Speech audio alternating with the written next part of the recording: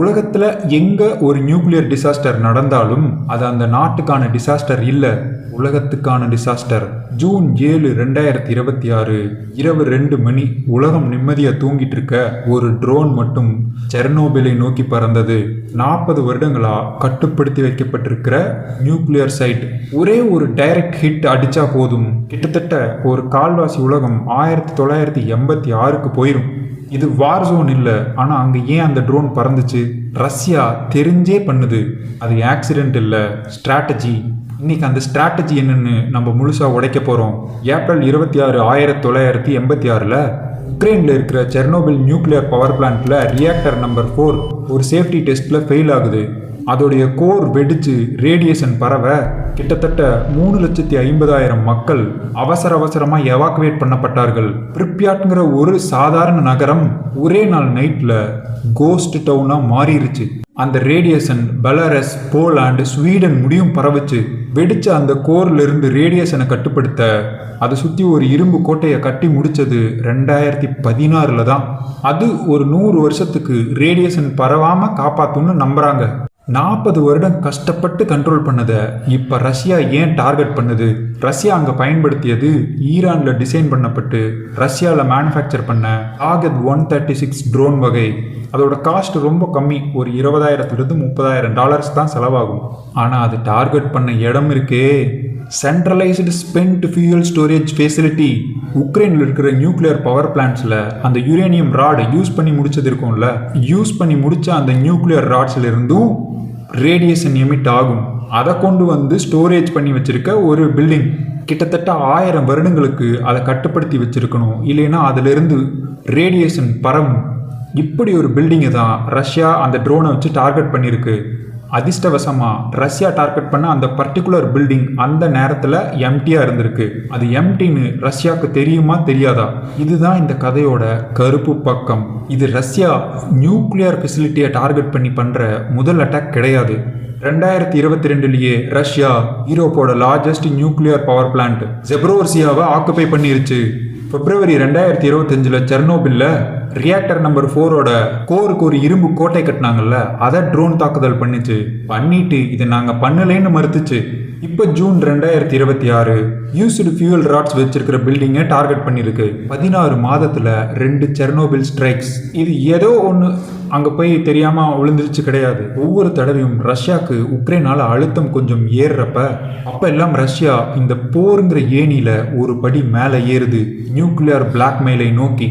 Russia இந்த attack நடத்துறதுக்கு 4 நாட்களுக்கு முன்னாடி உக்ரைன் செய்த ஒரு வேலை. புட்டின் பிறந்த ஊரான செயின்ட் பீட்டர்பர்க்ல, அதாவது உக்ரைன் எல்லையிலிருந்து சுமார் ஒரு 1000 கிலோமீட்டர் ரஷ்யாக்குள்ள போய் ஒரு ஆயில் டெர்மினலை தாக்கியது. ரஷ்யாவோட நேவல் வார்ஷிப்பும் டேமேஜ் ஆச்சு. இதில் உக்ரைன் செயின்ட் பீட்டர்ஸ்பர்கை தொட்டது, ரஷ்யா செர்னோபிலை தொட்டது. இது சாதாரணமான ஒரு கவுண்டர் அட்டாக் கிடையாது. நீ எங்களை தொட்டா நாங்கள் ஒட்டுமொத்த யூரோப்பையும் மிரட்டுவோம். இது ரஷ்யா நடத்தும் ஏசிமெட்ரிக் வார்ஃபேர். மிலிட்ரியில் நேரடியாக ரஷ்யாவை நேட்டோ கூட கம்பேர் பண்ணவே முடியாது, ரஷ்யானால ஜெயிக்கவும் முடியாது. அதனால நியூக்ளியர் பயத்தை ஒரு ஆயுதமாக பயன்படுத்துது. இந்த ஒரே ஒரு காரணத்தினால தான் நேட்டோ இன்னும் உள்ள வராமல் நேரடியாக மூக்க நுழைக்காமல் இருக்காங்க. இதனால தான் அமெரிக்காவும் உக்ரைனுக்கு ஃபுல் சப்போர்ட் கொடுக்க மறுக்கின்றது. நியூக்ளியர் எஸ்கலேஷன் ஃபியர், இதுதான் ரஷ்யாவோட உண்மையான ஆயுதம்.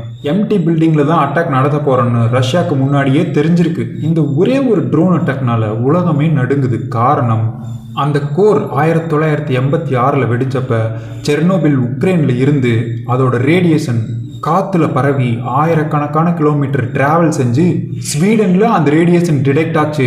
வெடிச்சு செதர்ன அந்த கோரை க்ளீன் பண்ணுறதுக்காக, அந்த ஏரியாவை க்ளீன் பண்ணி எல்லாத்தையும் கண்ட்ரோல் பண்ணணும்ல, இதை பண்ணுறதுக்காக மிலிட்ரி, சோசியல் ஒர்க்கர்ஸ்னு மொத்தம் 6 லட்சம் பேர்த்த சோவியத் யூனியன் ரெக்ரூட் பண்ணி ஒரு ஆள் அங்கே போவார், சில நிமிடம் மட்டும்தான் ஒர்க் பண்ணுவார், திரும்பி அந்த இடத்த விட்டு போயிடுவார். இதுலேயே அவங்க பயங்கரமான அந்த கோட்டு சூட்டெல்லாம் போட்டுட்டு தான் போனாங்க. இந்த 6 லட்சம் பேரையும் மாற்றி ரொட்டேஷனில் சில நிமிடங்கள் மட்டும் அங்கே ஒர்க் பண்ணி அந்த ரேடியோட்டிவ் டிப்ரெஷன் சொல்லுவாங்கள்ல, உடைஞ்சு சிதறி அந்த பாகங்களை பொறுக்கி ஒரு இடத்துல கொட்டி அதை சீல் பண்ணுறதுக்காக மனித குலத்துக்கு உதவி செய்தவர்கள். இவங்களை லிக்விடேட்டர்ஸ்னு சொல்லுவாங்க. இப்போ வாழ்கிற அந்த லிக்விடேட்டர்ஸ் கூட அவங்களாம் சில நிமிடங்கள் தான் அங்கே வேலை செஞ்சுருப்பாங்க, ஆனால் இன்னும் அவங்களுக்கு அதனால் ஹெல்த் இஷ்யூஸ், பாதிப்புகள் இருக்குது. அப்போ அதோட தாக்கம் எவ்வளோ இருக்கும்? இப்போ உக்ரைனுக்கும் பிளான் போட்டு தர யூரோப் யூஎஸ்ஏக்கும் ஒரு பயம் வரும். இப்போ அடுத்த தாக்குதல் நம்ம ஏதாவது பெருசாக ரஷ்யாவுக்குள்ளே பண்ணால் ரஷ்யா நியூக்ளியர் எஸ்கலேஷன் பண்ணுன்னு. இந்த நியூக்ளியர் பவரை கரெக்டாக யூஸ் பண்ணுறாங்களான்னு மானிட்டர் பண்ணுறதுக்கு ஒரு குரூப் இருப்பாங்கல்ல, IAEA. அதோட டைரக்டர் கதறாரு, நியூக்ளியர் ஃபெசிலிட்டிஸை மிலிட்ரி டார்கெட் ஆக்காதீங்கன்னு. ஆனால் ரஷ்யா முடிவாக இருக்காங்க. இந்த போர் 4 வருடங்களாக தொடர்றதுக்கு ஒரே காரணம் யூரோப், அவங்க உக்ரைனுக்கு கொடுக்குற சப்போர்ட். ரஷ்யானால் இத்தனை பேர்த்தையும் தாக்கு பிடிக்க முடியாது. அவங்க கிட்ட இருக்க ஒரே ஆயுதம் நியூக்ளியர் எஸ்கலேஷன். இந்த நியூக்ளியர் பிளாக்மெயில் ரஷ்யாவுக்கு நல்லாவே ஒர்க் ஆகுது. ஆனால் நியூக்ளியர் எஸ்கலேஷன் நடந்துருச்சுனால், ஃபார் எக்ஸாம்பிள் இப்போ ரஷ்யா ஆக்குபை பண்ணி வச்சுருக்க ஜப்ரோசியா நியூக்ளியர் பவர் பிளான்ட்டில் இன்னும் 6 ரியாக்டர் ஒர்க்கிங் கண்டிஷனில் தான் இருக்குது. ஏதாவது ஒரு சின்ன விபத்து நடந்தாலும் நாளைக்கு நீங்கள் நான் யார் இருப்போம் இருக்க மாட்டோன்னு எந்த கேரண்டியும் கிடையாது.